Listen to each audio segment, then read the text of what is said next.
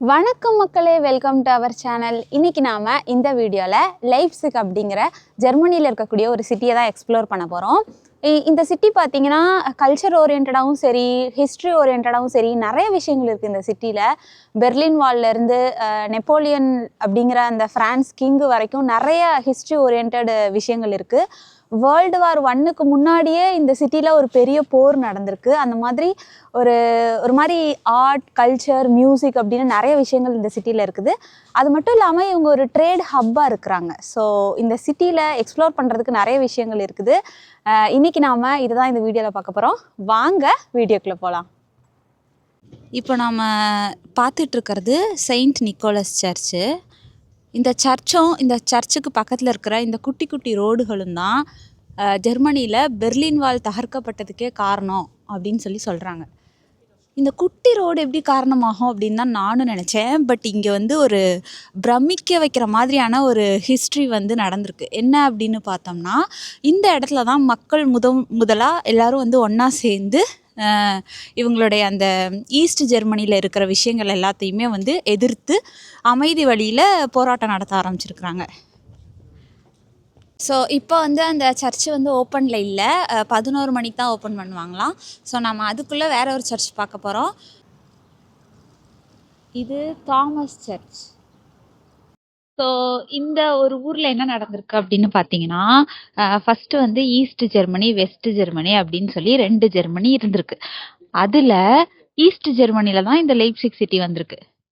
இந்த 2 ஈஸ்ட் வெஸ்ட்டுக்கு என்ன டிஃபரன்ஸு அப்படின்னு பார்த்தீங்கன்னா, ஈஸ்ட் ஜெர்மனியில் மக்கள் எல்லாருமே அவங்களுடைய உணர்வுகளெல்லாம் வெளிப்படுத்த முடியாது. அதாவது கிட்டத்தட்ட சுதந்திரமே இல்லாமல் இருந்திருக்கிறாங்க. அவங்க என்ன நினைக்கிறாங்களோ அதை பேச முடியாது. அதுக்கப்புறம் அவங்களுக்கான ப்ராப்பர் வேலைகள்லாம் இல்லை, ஊரை விட்டு போகக்கூடாதுன்னு சொல்லிட்டாங்க. அதனால தான் பெர்லின் வாலே வந்திருக்குது. அதாவது ரொம்ப அடக்குமுறைகள்லாம் இருக்குது அப்படிங்கிறதுனால இந்த ஈஸ்ட் ஜெர்மனியில் இருக்கக்கூடிய மக்கள் எல்லாம் வெஸ்ட் ஜெர்மனிக்கு தப்பிச்சு ஓடிடலாம்னு நினச்சிருக்கிறாங்க. ஏன்னா வெஸ்ட் ஜெர்மனியில் அந்த மாதிரிலாம் இல்லை. அங்கே ஒரு டெமோக்ராட்டிக் பிளேஸாக தான் அது இருந்திருக்குது. ஸோ அங்கே இருக்கக்கூடிய மக்கள்லாம் அவங்க இஷ்டத்துக்கு இருந்திருக்கிறாங்க. ஸோ அது இல்லாதனால எல்லாரும் தப்பிச்சு போக ட்ரை பண்ணுறாங்க அப்படின்னா பெர்லின் வால் வந்திருக்குது. ஸோ இந்த ஒரு நிக்கோலஸ் சர்ச்சில், இப்போ நாம் இருக்கிற சர்ச்சில், இதுக்கு முன்னாடி பார்த்த சர்ச்சு, அங்கே தான் மக்கள் இதை எதிர்த்து ஜஸ்ட்டு ஒரு மாதிரி கூட்டமாக ஆரம்பிச்சிருக்கிறாங்க. ஃபஸ்ட்டு 10 பேர் வந்திருக்கிறாங்க, அடுத்து 100 பேர் வந்திருக்கிறாங்க. ஒரு சர்ச்சில் மக்கள் கூடும்போது அதை கவர்மெண்ட்டுமே எதிர்க்க முடியாது. ஏன்னா அது ஒரு மதம் சார்ந்த ஒரு இடம் அப்படிங்கிறதுனால இவங்க ஒரு கூட்டு வழிபாடு பண்ணுறதுக்காக கூடியிருக்கிறாங்க அப்படின்னு சொல்லி நினச்சிக்குவாங்க. ஸோ அதை யாரும் அப்போஸ் பண்ணல கவர்மெண்ட்லேருந்து. ஸோ அந்த 100 பேர் அப்படியே 1000, 10,000 அப்படின்னு சொல்லி கடைசியாக என்ன இருக்குன்னு பார்த்தீங்கன்னா ஒரு 70,000 பேர் கூடியிருக்காங்க. இவங்க எல்லாருமே என்ன பண்ணுவாங்க அப்படின்னா, ஒவ்வொரு மண்டேவும் இந்த சர்ச்சுக்குள்ள இவங்க என்ன பண்ணுவாங்கன்னா, ஒரு மெழுகுவர்த்தி ஏற்றி வச்சுக்கிட்டு நாங்கள் தான் மக்கள் அப்படின்னு சொல்லி அந்த மாதிரி ஒரு முழக்கம்லாம் இட்டு இவங்க அமைதி வழியில் போராட்டம் பண்ணியிருக்கிறாங்க. ஸோ அந்த மாதிரி போராட்டம் பண்ணப்போ கவர்மெண்ட்டுமே அதை பெருசாக அவங்கள எதிர்க்கலை. ஸோ அப்படி தான் இங்கே கம்யூனிசம் தகர்க்கப்பட்டிருக்கு அப்படின்னு சொல்கிறாங்க. ஸோ அதுக்கப்புறமா மக்கள் எல்லாருமே பெர்லின் வாலை இடித்து தள்ளிட்டு போக ஆரம்பிச்சிருக்கிறாங்க. ஸோ அப்படி தான் இந்த ஈஸ்ட் ஜெர்மனி ஒரு டெமோக்ராட்டிக் பிளேஸாக மாறி இருக்கு. இவ்வளோ பெரிய போராட்டம், இவ்வளோ பெருசாக கம்யூனிசத்தை எதிர்த்து போராட்டம் பண்ணதெல்லாம் இங்கே தான். ஸோ பெர்லின் வால் தகர்க்கப்பட்டுச்சு அப்படின்னு சொல்கிறோம் இல்லையா, அதோட அந்த விதை இங்கே நடந்த அந்த ஒரு போராட்டம் தான் அதோட விதை. இங்கேருந்து தான் ஸ்டார்ட் ஆயிருக்கு. ஸோ அந்த அளவுக்கு ஒரு ஃபேமஸான இடம் தான் இந்த லைப்சிக்.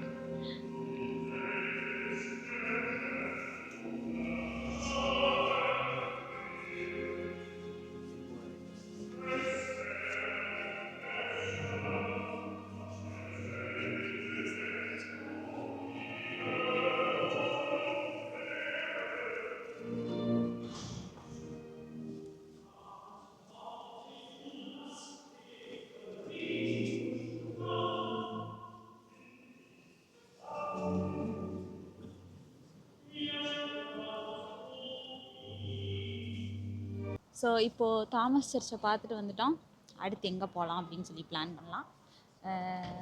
அடுத்து எங்கேயாவது போகலாம், ஏதாவது இடம் இருக்கும். மக்களே வேற மாதிரி இருக்குது இந்த வியூ. பார்த்தீங்களா? இதுதான் ஆக்சுவலாக வந்து என்ட்ரன்ஸு. கார்லலாம் வந்தோன்னா இங்கே தான் பார்க்கிங்லாம் பண்ணுறாங்க. பாருங்கள் பஸ்லலாம் ஆளுங்க வராங்க. ஸோ இங்கேருந்து பாருங்கள் இதோட வியூ. ஆக்சுவலாக இது என்ன ஒரு மோனோமெண்ட் அப்படின்னு பார்த்தீங்கன்னா, வேர்ல்டு வார் 1க்கு முன்னாடியே 6,00,000 சோல்ஜர்ஸ் இங்கே வந்து ஃபைட் பண்ணியிருக்கிறாங்க. இங்கே ஒரு வார் நடந்திருக்கு. 6,00,000 சோல்ஜர்ஸ் அப்படி எதுக்காக ஃபைட் பண்ணாங்க அப்படின்னு பார்த்தீங்கன்னா, நெப்போலியன் போனபர்ட் அப்படின்னு சொல்லி ஒரு கிங் இருக்கிறார். அவர் வந்து ஃப்ரான்ஸுடைய ரொம்ப பெரிய ஒரு எம்பரர். ஸோ அவர் வந்து ஃபுல் யூரோப்பையும் நம்ம கண்ட்ரோலில் கொண்டு வரணும், ஃப்ரான்ஸ் தான் வந்து ஃபுல் யூரோப்பையே வந்து ஆட்சி செய்யணும் அப்படின்னு நினச்சி அதுக்காக ஒரு போர் நடத்தியிருக்கிறாரு. ஸோ அந்த போரில் மற்ற யூரோப்பியன் கண்ட்ரிஸ், அதாவது ஜெர்மனி, ஆஸ்ட்ரியா, சுவிட்சர்லாந்து அப்படின்னு சொல்லி நிறைய கண்ட்ரிஸ் வந்து இன்வால்வ் ஆகி அவங்க எல்லாரும் சேர்ந்து நெப்போலியன் போனபர்ட்டுக்கு அகெயின்ஸ்டாக ஃபைட் பண்ணி அவங்க தான் ஜெயிச்சிருக்கிறாங்க. ஸோ ஃப்ரான்ஸால் ஜெயிக்க முடியல. ஸோ ஃப்ரான்ஸுக்கு கீழெல்லாம் எல்லா யூரோப்பியன் கண்ட்ரிஸும் வர முடியாது, நாங்கள்லாம் இந்த மாதிரி தான் செப்பரேட்டாக இருப்போம் அப்படின்னு சொல்லிட்டு ஆஸ்ட்ரியா இவங்கெல்லாம் வந்து அந்த ஃபைட்டு பண்ணி அதில் வந்து ஜெயிச்சிருக்கிறாங்க. ஸோ அதுதான் வந்து நெப்போலியனுடைய மிகப்பெரிய தோல்வி அப்படின்னு சொல்கிறாங்க. அந்த ராஜா வந்து ரொம்ப போர்லலாம் ரொம்ப வின் பண்ணுற ஒரு ராஜா. பட் இந்த ஒரு போர் வந்து அவருடைய மிகப்பெரிய தோல்வி.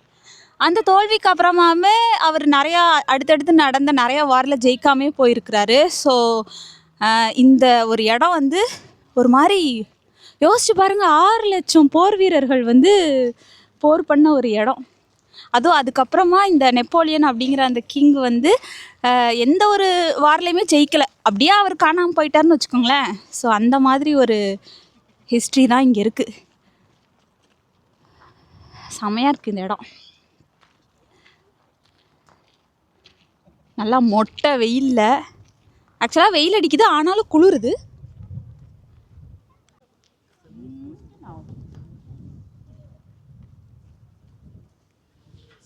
எனக்கு நம்ம ஊரில் இருக்கக்கூடிய அந்த சிலைகள், அந்த கோபுரங்கள் அதெல்லாம் ஞாபகம் வருது. ஏன்னா இங்கே பாருங்க, இதோட அந்த ஆர்கிடெக்சரை பாருங்களேன், அப்படியே 2 பேர் எதையோ தூக்குற மாதிரி இருக்கா, பாம்பெல்லாம் இருக்கு கீழே. அடுத்து இங்க பாத்தீங்கன்னா குதிரையா இல்ல, அடுத்து இது குதிரைன்னு நினைக்கிறேன். குதிரை, இங்க ஒருத்தர் படுத்திருக்கிற மாதிரி இருக்கு. ஸோ இந்த இந்த அரேஞ்ச்மெண்ட்டே ஒரு மாதிரி செம்மையா இருக்கு. நிறையா இது இருக்கு. அதாவது டக்குன்னு பார்த்தா ஒரு சில விஷயம் தெரியுது, இன்னும் கொஞ்சம் நுண்ணிப்பாக பார்த்தா இன்னும் நிறையா தெரியுது. ஸோ இவங்களோட இந்த போர் வந்து மேட்ரு கிடையாது. இந்த போருக்கு அப்புறமா இந்த லைப்சிக் அப்படிங்கிற அந்த சிட்டி வந்து எந்த அளவுக்கு டெவலப் ஆகியிருக்காங்க அதுதான் முக்கியம். மூச்சு வாங்குது. ஒரு 50 படி ஏறி இறங்கிட்டு வந்தேன், எனக்கு நல்லா மூச்சு வாங்க ஆரம்பிச்சிருச்சு, அதனால் நான் உட்காந்துட்டேன். ஸோ இவங்க வந்து இந்த வேர்ல்டு வார் 1க்கு முன்னாடியே இங்கே போர் நடந்திருக்குது, கம்யூனிசத்துக்கு அகைன்ஸ்டாக நிறையா இவங்க வந்து ஃபைட் பண்ணியிருக்கிறாங்க, அதெல்லாம் ஓகே. பட் அதுக்கப்புறமா இந்த ஒரு சிட்டி வந்து எந்த அளவுக்கு டெவலப் ஆகி வந்துச்சு அதுதான் வந்து ஆச்சரியமே. அதில் வந்து ஒரு ஃபன்னியான ஒரு விஷயமும் இருக்குது. என்ன அப்படின்னு பார்த்தீங்கன்னா, இந்த ஊரில் வந்து கவர்மெண்ட் வந்து என்ன பண்ணியிருக்காங்க அப்படின்னா, இது வந்து ஒரு ப்ராப்பர் கமர்ஷியல் ஹப்பாகவே மாறி இருக்கு. லைப்சிக் அப்படிங்கிறது வந்து ஒரு ட்ரேட் ஹப்பாக மாறி இருக்கு. ஸோ இவங்க வந்து என்ன பண்ணியிருக்காங்கன்னா, ரொம்ப பணக்காரங்களாக யார் யாரெல்லாம் இருக்கிறாங்களோ அவங்களுக்கெல்லாம் கவர்மெண்ட்லேருந்தே நிறையா டேக்ஸ் போட்டிருக்காங்க. ஸோ அந்த டைமில் இந்த பணக்காரங்களாக இருக்கிறவங்களாம் என்ன பண்ணியிருக்காங்க அப்படின்னு பார்த்தீங்கன்னா, ஒரு சில ஃபுட்டு அது வந்து பார்க்குறதுக்கு உங்களுக்கு இது ரொம்ப இதில் இருக்கிற இன்க்ரீடியன்ஸ்லாம் ரொம்ப சீப் ப்ரைஸு, ஸோ இவங்க வந்து ரொம்ப ஏழை, இவங்கக்கிட்ட காசே இல்லை, அதனால தான் இந்த மாதிரி ஃபுட்டு சாப்பிட்றாங்க, இந்த மாதிரி விலை கம்மியில் கிடைக்கக்கூடிய ஃபுட்டு சாப்பிட்றாங்க, விலை கம்மியில் கிடைக்கக்கூடிய ஃபுட்டு வந்து ரெஸ்டாரண்ட்லலாம் வச்சுருக்குறாங்க அப்படின்னு சொல்லி ஜஸ்ட்டு ஃபேக்காக காமிச்சுக்குவாங்களாம். பட் ஆக்சுவலாக அந்த ஃபுட்டு வந்து நிறையா ரிச் இன்க்ரீடியன்ஸ் வச்சு உருவாக்கக்கூடிய ஃபுட்டாக இருக்குமா. இதுக்கு வந்து இவங்க எதை எக்ஸாம்பிளாக சொல்கிறாங்க அப்படின்னு பார்த்தீங்கன்னா, இந்த ஊரில் லைப்சிகர் அலேர்லி அப்படின்னு நினைக்கிறேன், எனக்கு பேர் கரெக்டாக தெரில, நான் வந்து வேணால் எடிட் பண்ணும்போது போடுறேன் டிஸ்கிரிப்ஷன் மாதிரி, கீழே எதையாவது போடுறேன் இங்கே. ஸோ அந்த மாதிரி வந்து நான் போடுறேன். பட் அதில் மேட்ரு என்ன அப்படின்னு பார்த்தீங்கன்னா, அந்த ஒரு ஃபுட்டு வந்து பார்க்குறதுக்கு நிறைய வெஜிடபிள்ஸ் எல்லாம் வந்து அதில் இருக்குமா. ஸோ கவர்மெண்ட் என்ன நினைப்பாங்களாம், இந்த மாதிரி ஃபுட்டெல்லாம் இவங்க ரெஸ்டாரண்ட்டில் வச்சுருக்குறாங்க, ஸோ ரொம்ப விலை கம்மியான இன்க்ரீடியன்ட்ஸ் வச்சு தான் இவங்க வந்து டிஷ்ஷு பண்ணுறாங்க, ஸோ இவங்க வந்து ரொம்ப ஏழை, ஸோ இவங்களுக்கு வந்து நிறையா டேக்ஸ் போட வேணாம் அப்படின்னு சொல்லி நினச்சிட்டு கம்மியான டேக்ஸ் போடுவாங்களாம்.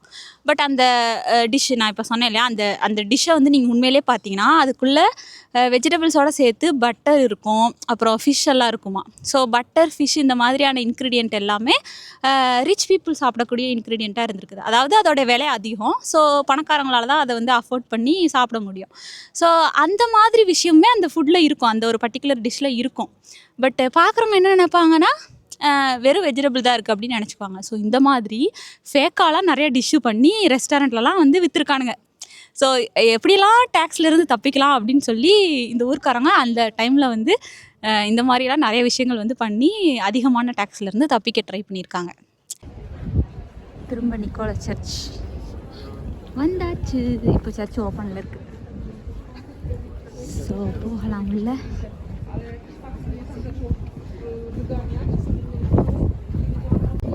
சர்ச்சுக்குள்ளே ஃபோட்டோ எடுக்க அலவுட் இல்லை, ப்ரியர் பெர்மிஷன் ரெக்வயர்ட் அப்படின்னு போட்டிருந்தாங்க. அங்கே யார்கிட்ட போய் பெர்மிஷன் வாங்கணும்னு தெரியல, அதுக்கும் வந்து அங்கே எதுவுமே இல்லை. நான் இப்போ ஒரு ஷாப்பிங் மால்குள்ளே போக போகிறோம். இதுதான் அந்த பில்டிங். இது வந்து ஒரு பேசேஜ். இதை பார்க்கும்போது எனக்கு இட்டலியில் ஒரு இடம் இருக்கும் இதே மாதிரி, அதான் ஞாபகம் வருது. ஸோ இதான் அதோட மேப், ரூட் மேப்.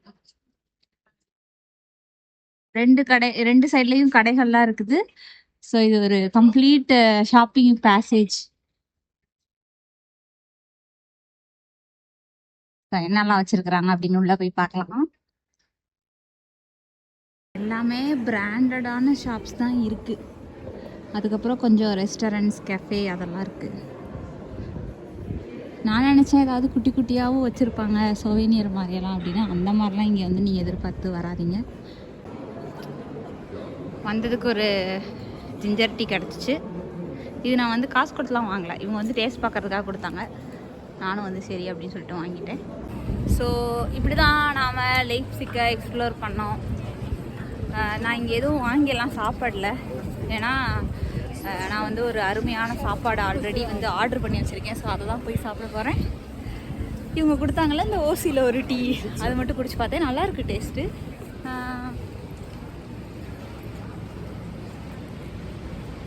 அதுவும் இந்த குளிருக்கு இதமாக நல்லாயிருக்கு. நான் ஏன் இவ்வளோ அவசரமாக நடந்துக்கிட்டே பேசுகிறேன் அப்படின்னு பார்த்தீங்கன்னா, நான் வந்து இன்னும் ஒரு 20 நிமிஷத்தில் ஒரு ட்ரெயினை பிடிக்கணும். நான் நடந்து போகிறதுக்கே 15 நிமிஷம் ஆயிரும். ஸோ அதனால தான் நான் வந்து ரொம்ப வேகமாக நடக்க ஆரம்பிச்சிட்டேன். ஸோ எதனால் அப்படின்னு பார்த்தீங்கன்னா, நான் வந்து ரீஜனல் ட்ரெயினில் தான் ட்ராவல் பண்ண முடியும். நான் வந்து இந்த ஜெர்மனியில் டியூஸ்லாண்ட் டிக்கெட்னு சொல்லுவாங்க, அந்த டிக்கெட் எடுத்தாவே போதும்.